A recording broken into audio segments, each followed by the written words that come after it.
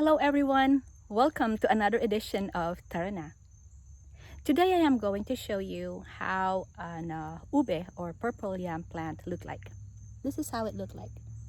This is my ube trellis, and I normally come here every other day to help the vine stay in place. I do not want them to be all over the place because I have other plants growing. So I just come here every other day and help the vine stay in its place. I normally plant this like February or March, and normally it is ready for harvest come like last week of November or first week of December. But because where we live, we don't have snow, but we do have frost. I have to really pay attention to the weather, because by early November, late October, the buds or the seedlings of the ube is ready for harvest. And you do not want to harvest it once it gets the first frost, because it dies. It gets, I made that mistake this year. I waited so long, and most of the seedlings that I gathered from my last year's plant did not bear anything. It got moldy and it's become useless. Luckily, I have some that still come up, but most of these vines that I have right now came from a friend, because I was afraid I will not be able to make anything out of the seedlings that I harvested last year. So you know now how an ube or purple yam vine looks like. And later on, I'm gonna go to the kitchen and show you how to make halaya. Now we are ready to cook the halaya. I showed you earlier how the ube vine looks like, and now we're ready. So with this one, I use, with my version of halaya, I use 1 can of 19 fluid ounces of coconut cream.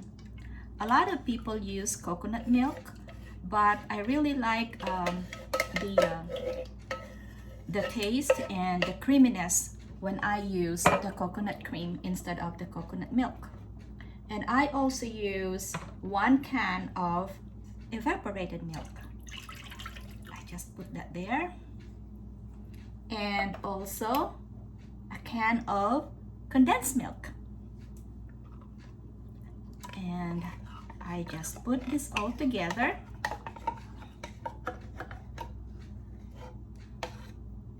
I like to get as much as I can in the can so that I don't have to increase or add more sugar. I like my halaya not to be too sweet, but I want it to be creamy. And also I add about 1 cup of sugar. It really depends on how sweet you want it to be, but 3/4 to 1 cup. But for this one, I use 1 cup. 3/4 to 1 cup, that's the range of not too sweet. And 1 stick butter or 1/2 cup of butter.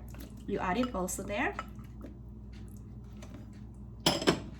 And you just stir it. Okay, let me adjust my camera so you will see what I am doing. All right, and you just stir it because you want it to get the sugar really melted and the butter melted. And that's why I cut the butter into pieces so that it would be easier for it to melt. And just keep on stirring it until everything is melted. Some people would like to put everything together and cook it, but I want my coconut milk, the evaporated milk, and the condensed milk sugar melted first before adding the grated ube. The ube that I am using is not store-bought. It's the ube that I harvested from last year. I already cooked it, grate it, and I put it in a quart bags and put it in the freezer, and it's just ready whenever I needed it. All right, so let's just go and wait a little bit for this to melt. And you want this mixture to boil first because you want the coconut milk to cook first before you add the grated ube. As you can see, it is now starting to boil. I am now going to move the, lower the temperature to low, and I am going to add the cooked and grated ube or purple yam. I have to be very careful so it doesn't splatter. I didn't realize I'm also wearing purple while I'm cooking the purple yam. Oh, that's good. All right.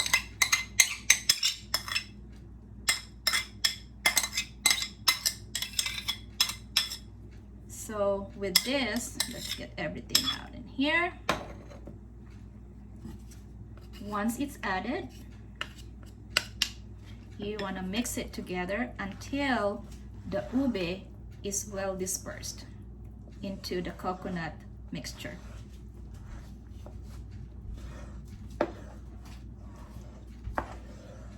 Okay, do like that, and the heat is low. Now, going to make sure that everything is like that.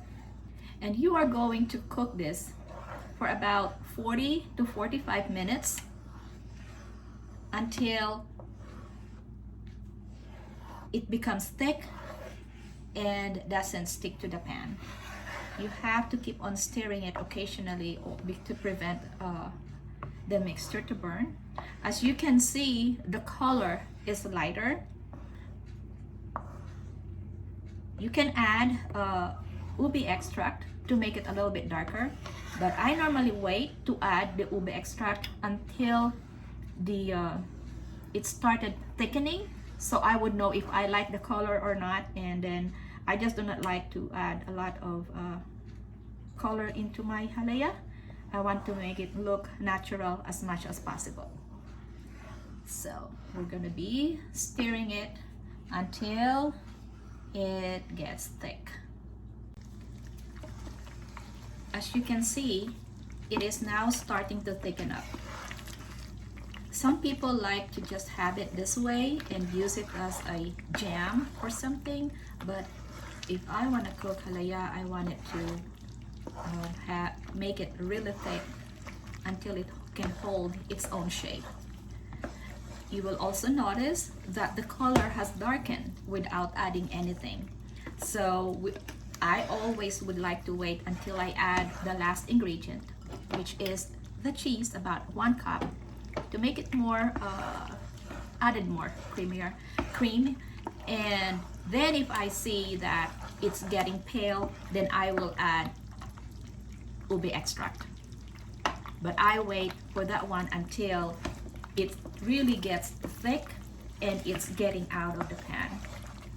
So right now, as you can see, it's not that watery anymore.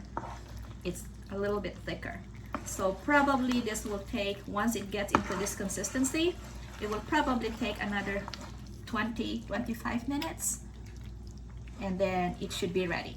For the meantime, while you're waiting for this one to really get thickened, I already have here some molds, which is brushed with melted butter, and I have the cheese on the side to garnish it on top. Okay, so let's wait for a few more minutes, and this should be ready. Now I think the cheese is ready to be added. This is about 1 cup of shredded cheese, and just gonna stir it into the mixture. And make sure that we get it all and melted. Now the mixture, this is what I'm saying, that it's going to lighten up a little bit. So I think this is now the time that I will add probably a drop or two of the ube extract. And let's just see how the color will turn out. Oops, I think I added a bit more than what I wanted to.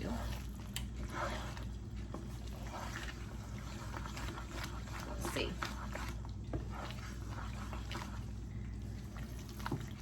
Right? So now we'll just keep on mixing it again until the mixture stick to the spoon and get off the pan, and probably a few more minutes. So now this is not really almost, but it's ready.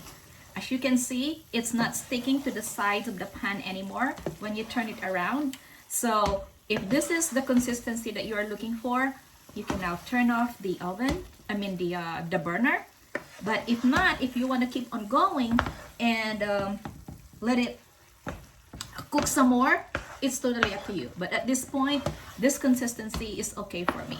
So what I am going to do now next is I'm going to turn off the stove, and I'm gonna get my prepared molder, and I am going to put this now on molder. Okay, just gonna put it. It's totally up to you what kind of molder you would like, but I do not have the typical llanera that we normally use, but I have this molder, so this is just a perfect size for one meal. Well, it depends on how many we'll be eating, and I'm just gonna do it like that, and then I'm gonna let it cool completely before putting a layer of shredded cheese. So that goes right there. So I hope you learned something from me today, and see you again in the next episode of Tara na! For the Halaya Ube. Next time, I will show you another Filipino delicacy.